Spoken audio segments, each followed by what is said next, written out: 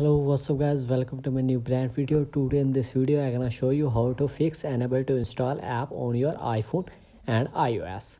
If you have facing this problem, so you have need to watch this video and solve your problem within 2 minutes. Firstly, go back your home screen and enter into the settings. Enter into the settings and scroll down, search it App Store and tap on it App Store and scroll down and here you see automated download, so just enable this option and apps download, so just tap on it and select the option always allow.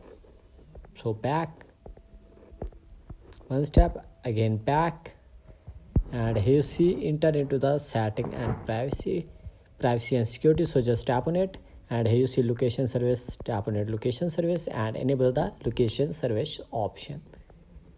Back, and back means settings, and here you see screen time, so just tap on it and scroll down and content and privacy restrictions, so just tap on it this option, and here you see iTunes and App Store purchase, so just enter into the option, and you see installing apps, so just tap on it and always allow this option. Back one step, and here you see require password, so just tap on it always required.